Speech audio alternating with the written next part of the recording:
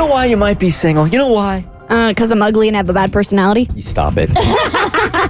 Do not talk about my friend like that. No. It was sarcasm. No. It's because you push your cat around in a stroller. Yeah, that's probably it. That's probably it. That's what did it. That's more contributing than what you said. But according to one TikToker, it might be because you are holding out for somebody that you are attracted to, okay? Are you guys really finding the one, or are we just picking one and going with it? Listen, I was single for the last 4 years. I went on over 150 first dates. I was so sad about being single that I did my dissertation on romantic love and technology. So I've read a lot of the research here, and there's some really interesting insights. Long story short, people are picking, and they're happier for picking than for thinking that there's a perfect match out there. So 50% of singles in the Match.com study of 2022 found that they fell in love with someone who they initially weren't attracted to. Half of people. And 2, studies suggest that even believing in a soulmate or a perfect match sets you up for unhealthy relationship patterns. People who have a perfect match definition of love tend to experience overreactions to conflict and low relationship satisfaction, versus people who define love or view a soulmate as a fellow traveler in a journey tend to have much more adaptive perspectives. So don't settle when it comes to values or someone treating you poorly, or God forbid you don't even like spending time with them, but be open-minded and give people a chance. All right, that's from Intentional Connections 23. What do you think of that? Well, I did the whole give people a chance thing for the last year. Like, I feel like when I moved here, I was like, okay, let me just give everybody a chance. If I feel like there could be something, do it. And turns out the uggos aren't that much fun either. So, I'm kidding. That's the philosophy, huh? I'm kidding. And so I was just kind of like, I'm getting so burnt out in my dating life because I feel like I'm just constantly throwing things against the wall to see what's going to stick.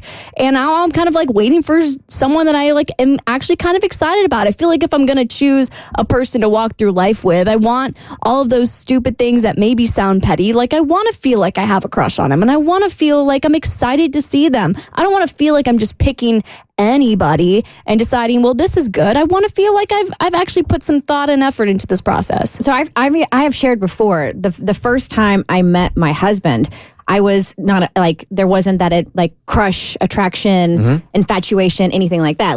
We met and we hung out and then we parted ways and that was it. I wasn't thinking oh, this is a guy I want to date or anything like that. I just didn't have that immediate reaction.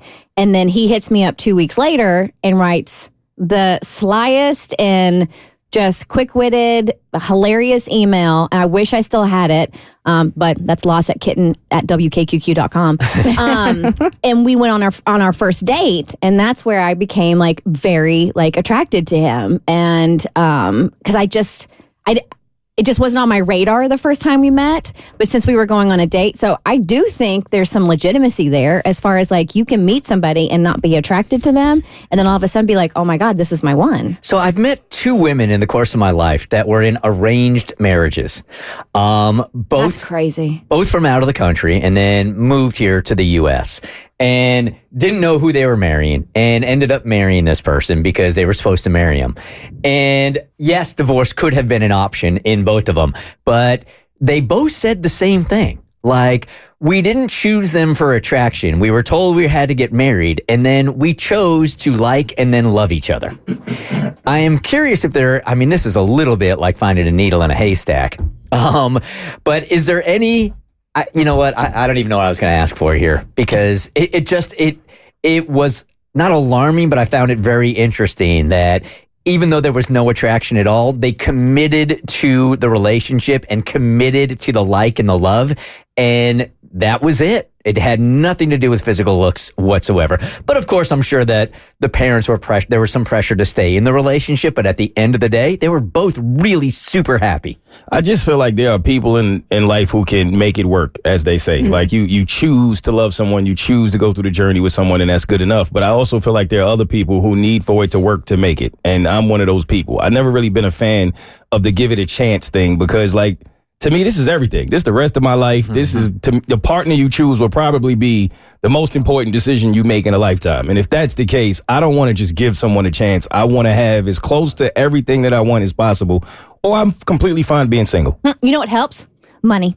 So if you watched Downton Abbey, which I know you loved, you were such a huge fan of the Crawleys and the Earl of Grantham and Lady Edith. Couldn't get into that one.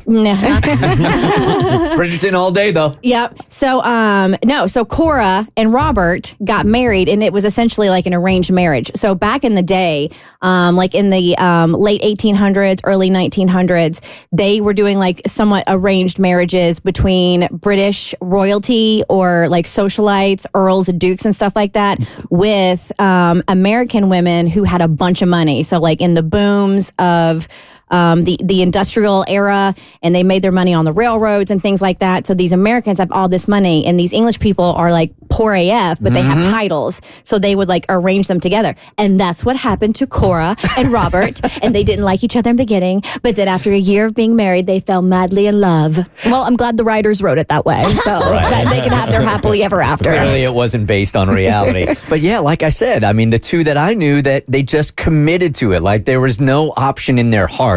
Even though legally they could, it would have been a hassle for both families. So maybe there was that underlying pressure, but at the end of the day, they're still married. I also just feel like this specific narrative is typically only pushed on women. Like I've never seen somebody look at a man and go, have you thought about giving her a chance though? Like, have you thought, like the attraction will grow? I feel like that's only something that's typically said towards women. And for me, that just feels like so unfair. Like why does 50% of the population get to have butterflies and get to have a crush and get to look at somebody across the table and go, oh my God, I want to jump your bones. Like, why is that only something that's typically said towards women? Like, why do I have to sacrifice that? You're right. And guys like me cherish that theory also, because we have really been told that, look, even though you're not 6 foot and you're not dashing, that if you're a good person, if you're a compassionate person, if you can make somebody laugh and make them feel safe, then you got a shot. And I have lived by that theory. So it can't change now. Yeah. Well, I want to change it because I'm being held to a standard that people are expecting me not to hold my partner to. So I think if I'm going to be held to a very difficult societal standard of beauty and thinness and attraction, that I feel like it's only fair that I get to be a little shallow if I want to. Are we having a conversation about DNA though? DNA? Yeah. No, because my nose ain't DNA. This is Dr. Pearson.